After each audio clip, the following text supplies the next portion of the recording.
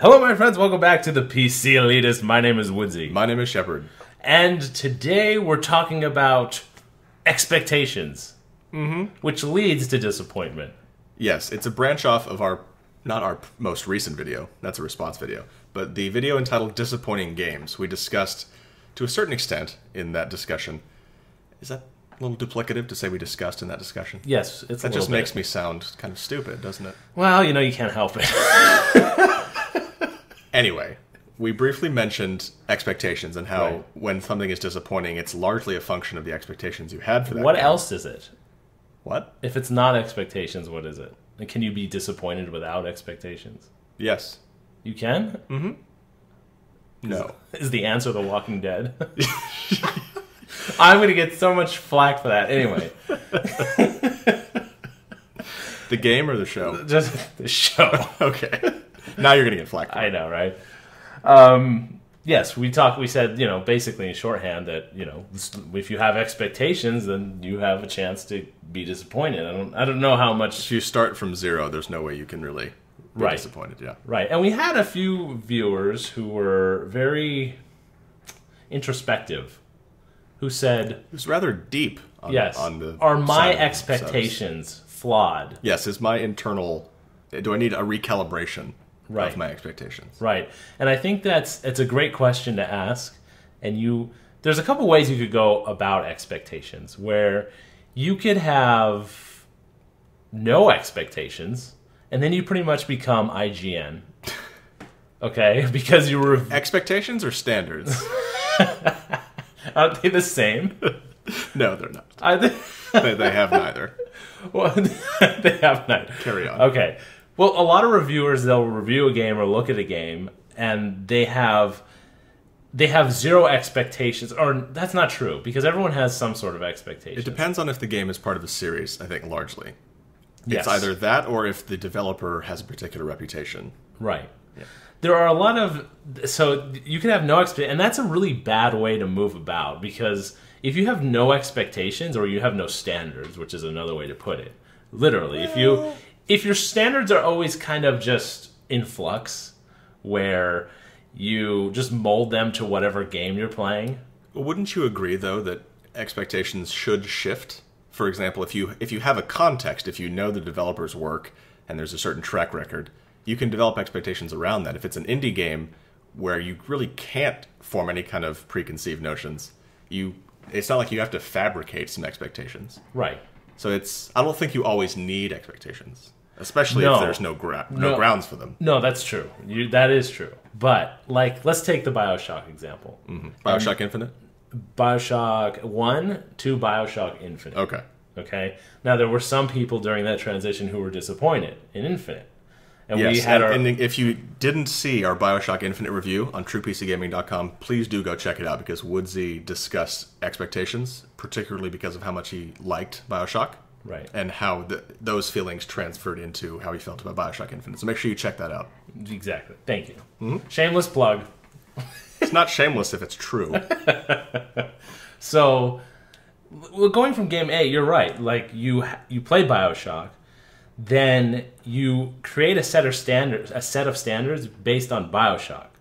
You say, okay, I like this game, so the bar is set. Yeah, and I like how Irrational made this game and how they make games in general. Right. Mm-hmm. And then you hear about BioShock Infinite. Your general expectations are, I want you to take what you did in BioShock and improve them. But the bar should not go lower. It should just go higher. Keep all the things I love and maybe add a few more. Yeah. Or if you're going to make the ones I love better. True. Or if you're going to do something completely different, it has to be as good or better than what you did in BioShock 1. Right. Because you do, if you have trust in a developer or you have trust in a director, if you're talking about movies, you give them that creative license. And I say you give them as if you have some kind of control over them. But you give them that creative license to trust that they know what they're doing. And I think it's especially problematic if you know beforehand that they're going out and trying something different. Right. That is true. Mm-hmm. But not knowing, say you just know BioShock Infinite's on its way. True. Without hearing any of the inside scoop of what they're doing, you automatically have an expectation that it's going to at least keep the bar at the same level, and if anything, raise it. So then it comes out, And you're right, like, the bars have been shifted. Because in games, we like talking about games because there's so many different aspects to the game. There's storytelling and controls and graphics and sound, and there's just an innumerable amount of things to talk about in a video game. So if they lower the bars in one side and raise the bars other places, but you might not care about where they raise the bars. You're just mad that the bars got lowered over here. Mm-hmm. So, as some of our listeners put it, like, maybe expectations are just bad. That they tend to lead more toward disappointment than not.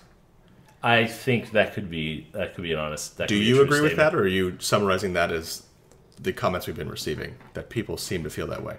I think that statement is probably true. Mm-hmm. That you're disappointed more often than you're pleased with something, but without having a set of expectations or standards, the genres don't move forward. So if I make something and nobody who I'm selling it to when I make the next version holds me to the standard of this version, I'm not going to build upon anything. I'm just going to make another version because I have no standards of which to push off of.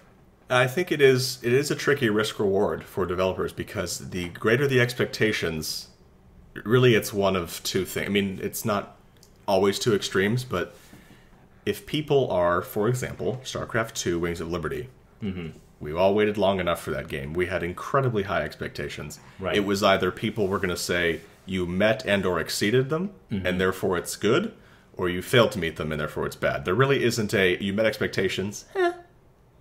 It's really if you met them, especially if they were high to begin with, that's a win. Right. And so I feel like when the stakes are that high, it can be tricky to know what exactly the expectations are, because it's not as if developers, as far as I know, are crowdsourcing ideas other than like Kickstarter, for example. It's hard to imagine a developer like Blizzard really doing some market research beforehand and trying to determine what exactly are your expectations. I think they probably get enough feedback. Right. They have people reading the forums. For a game like that, I think it's easy to know what the expectations are from the community. But for a smaller developer, I do wonder how you gather intelligence on what the expectations are. Or do you not even care? You just have your vision. You have your own set of standards for what you want the next game to be.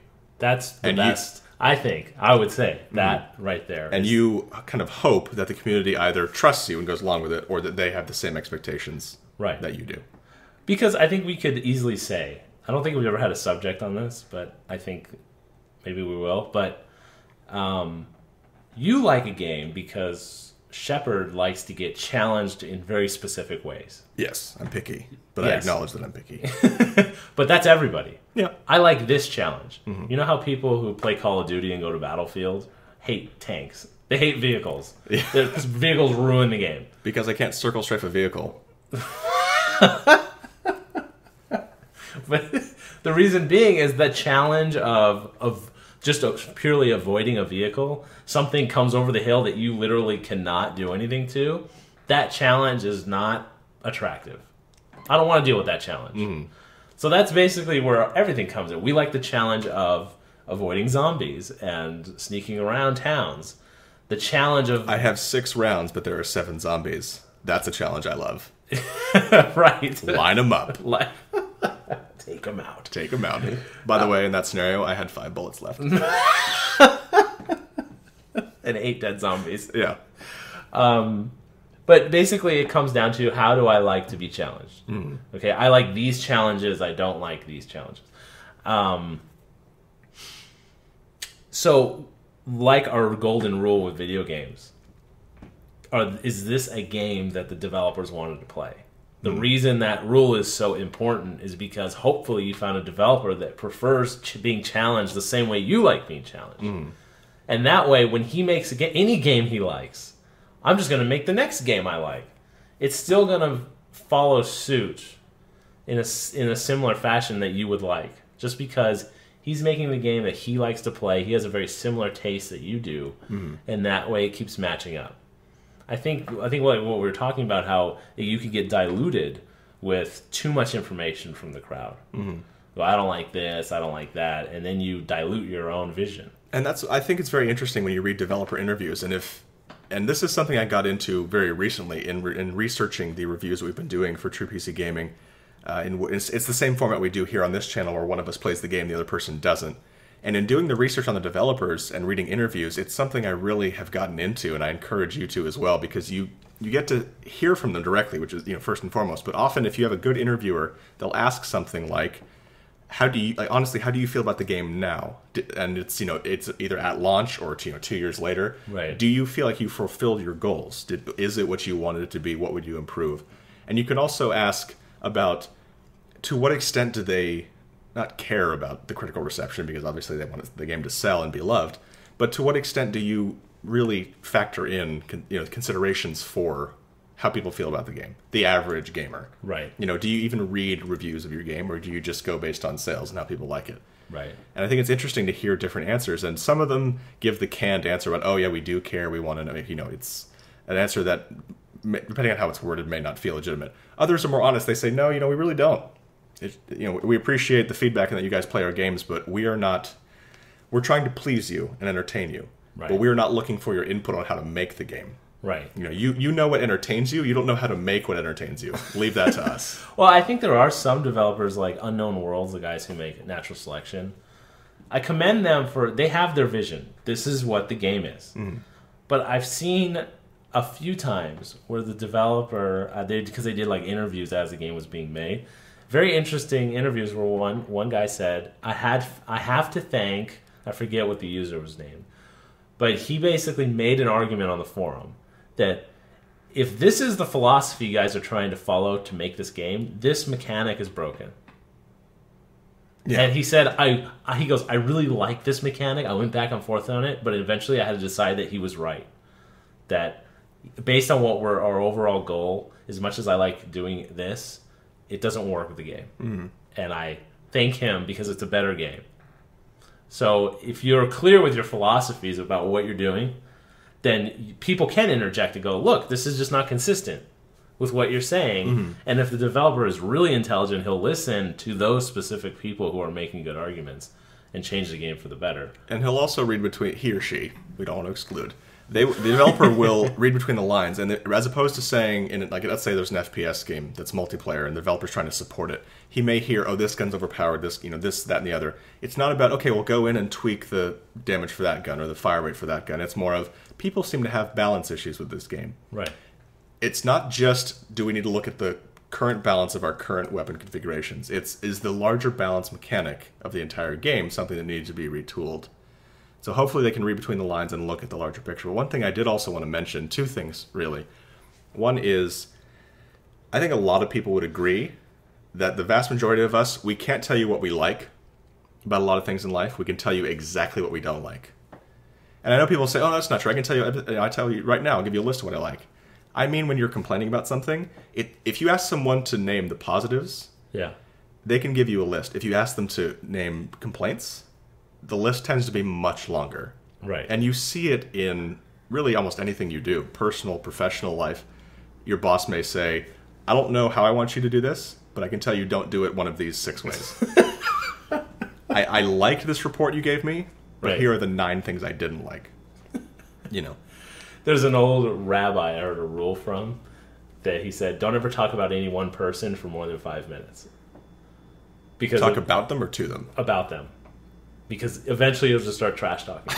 You get like 5 minutes of like, yeah, they're a nice person, I really like them. But as soon as that's over, boom, you're talking about their failed marriage and all sorts of. And I'm certainly not above this. I'm getting married later this fall, and I can tell you, my fiance, bless her heart, and I'm very involved in the wedding planning, but she'll ask me what I think about a particular part of the wedding planning, and I can say I cannot give you an idea for what I want. But I can sit here and have you list the 20 ideas you have and tell you which ones I don't like. Right. And I apologize for that because it's helpful to a certain extent. She doesn't think it's helpful at all. Right. It is helpful because we're eliminating options. Right. But it's not helpful in the sense that I'm not being productive and offering solutions that help us get there. Right. I'm just kind of only meeting her less than halfway. But I think we could both admit how appreciative we are when we kind of talk about, among us two, we talk about these rules like like intellectual consistency of it needs a reason for being. And then someone will write to us and say, well, how does that fit in? How does X or Y fit in? And we kind of sharpen our rule or how we define the rule based on examples people bring. Because it is hard to account for everything. Yeah, it is true. And we love when we present some kind of... It's not so much a, here's our polished theory. It's a, here's a hypothesis we have. Please give us feedback so we can find out if it needs tweaking or if it needs to be thrown out entirely.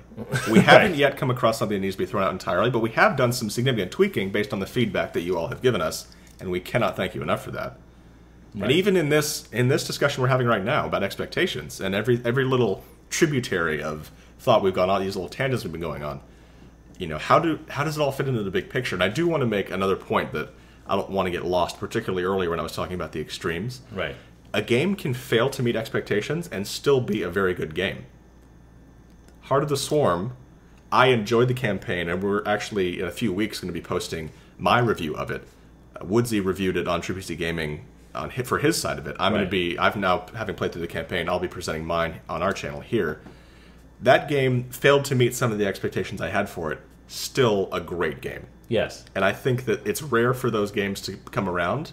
It's just about your expectations, is your entire opinion of the game riding on them? Or is it this is a nice wish list, but if I don't get them all, the game can still either be great on what it does, or it did things differently. I wasn't expecting it, but it still was great. Right. Because that's the thing. If your expectations are not the sum total of what makes a game great, it's not as if they're mutually exclusive. You can just be expecting the wrong things, or the developer wasn't really looking to meet those expectations. Right. They're looking to meet theirs. And I think that's really the interesting question. Are they interested in meeting our expectations or their own? Right. And to what extent do those line up? And for people who are kind of asking, well, what is proper expectations? I have something to think about. I don't know if this is a definitive answer. But if you have no expectations, you end up doing horrible things, like going onto forums where people are having a discussion about video games and going, dude, they're just video games. What's the big deal? Just a game, bro. Or you might accidentally like the prequels of the Star Wars series. You'll do something. If you have no expectations, you'll do something awful like that. If you have too high expectations all the time, you'll eventually get burnt out and become a cynic. Mm-hmm. Because you'll just be like, I've just been hurt too many times. Had my heart broken by too many developers. Yeah, exactly. And you'll become very cynical. And if your expectations are always too low, then you'll just think the entire world is great, grand, and wonderful. There is a middle ground. Mm-hmm. You have to... It's like when you see something exciting, you have to use Reagan's old line when he was head of the CIA. Trust but verify. You mean Bush? No, Reagan. Bush won. Reagan was not. Oh, sorry. Governor of California. I guess it was Bush. Bush won. I think it was his line. I thought it was a Reagan line. Anyway, it doesn't matter. It's a good line. Good line. It's a good line. Trust but verify. Yes. Okay? Something cool comes out. Okay, that's cool. Trust it, but look into it. I think that speaks to the larger point, though, and we're wrapping it up here, but I just want to... Last point for me on this topic is it's what you do with your expectations once they are either met or particularly when they're not met. Do you have such pride that you say, they didn't meet my expectations? Screw them. My expectations are infallible, and right. Screw anyone who doesn't meet them. Or do you have to have that humility to reassess? And that's why I'm so proud of the feedback we've been getting. Mm-hmm. And that's not to say that by doing that means that you admitting you were wrong. It just means you're willing to take a look at them and say, do I need to recalibrate my internal barometer of what makes a great game? So that's why I'm excited to see that reaction from our subscribers, because the reaction you see on Metacritic is, no, my expectations are the golden rule, and if you don't meet them, it's a terrible game. That can very much happen. I'm not saying they're automatically wrong. And that's the pure is the enemy of the good argument. Exactly. So I want to give a shout out to the sophistication of those of you listening. There's a reason you're here. And it's because you're superior. That's right. Elitists.